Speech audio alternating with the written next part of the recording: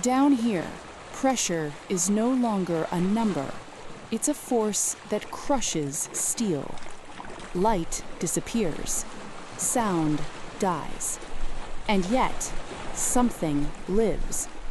Not something fast, not something strong, not something that looks prepared for survival at all. In this world of monsters and midnight, existence itself feels impossible. But impossibility is exactly where the blobfish thrives. As we descend past 1,000 meters, the ocean becomes hostile in ways the human mind struggles to imagine. The pressure is hundreds of times stronger than at the surface, enough to collapse lungs, shatter bones, and flatten most life instantly. Here, survival usually demands armor, dense muscle, rigid skeletons. The blobfish chose none of that. Instead of resisting pressure, it surrendered to it. Its body is not built to fight the deep, but to become the deep. A soft, gelatinous mass, barely held together, with flesh that's slightly less dense than water itself. No swim bladder, no strong muscles, no solid structure, and somehow it floats. Scientists believe this strange density allows the blobfish to hover just above the sea floor without wasting energy. It doesn't swim, it doesn't chase, it waits. But this raises a larger question. How does something so fragile survive where sharks fear to go?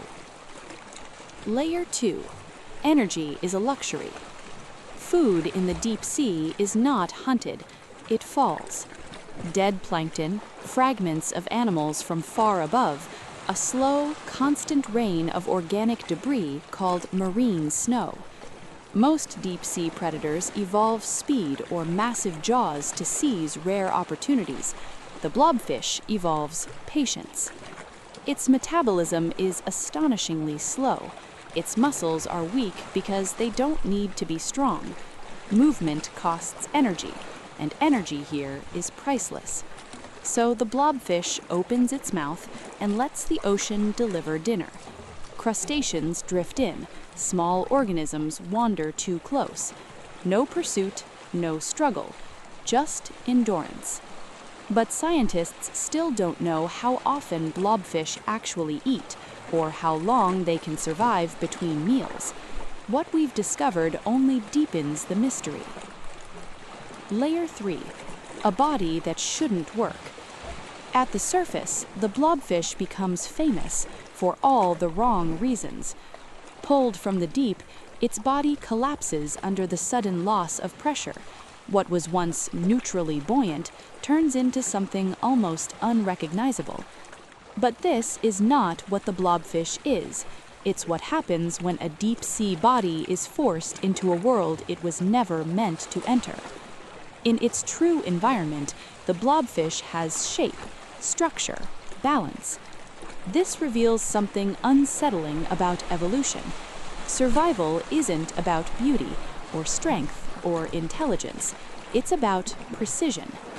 The blobfish is perfectly tuned to one of the most extreme environments on Earth, and nearly useless anywhere else. Which leads to an uncomfortable thought. How many other creatures are we misjudging simply because we've never seen them where they belong? Layer 4. Reproduction in the abyss.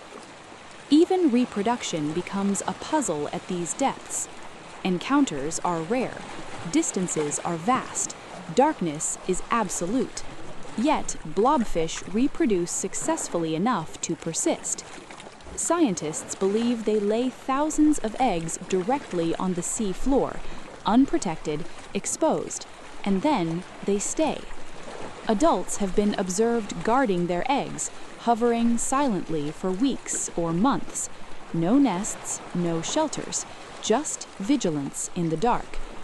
Why this strategy works better than others is still unclear, but in a place where predators are few and energy is limited, simply being present may be enough. It's survival stripped to its quietest form. Layer 5. what we still don't know.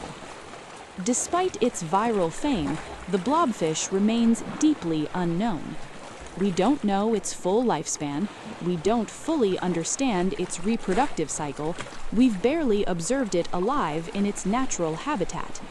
Most of what we know comes from brief encounters, troweling nets, deep-sea cameras, fleeting glimpses. This raises a larger question. How many survival strategies exist in the deep that we've never witnessed because they don't look dramatic enough to notice? Ending. Zooming out. The blobfish doesn't conquer its environment, it yields to it. In a world that punishes resistance, softness becomes strength, stillness becomes strategy, and survival no longer makes intuitive sense. But it works. As we return to the surface, back to light, noise, and certainty, the deep remains behind. Vast, unmapped, unbothered by our assumptions. The blobfish reminds us that Earth is not built for human logic, and that most of life on this planet survives in ways we may never fully understand.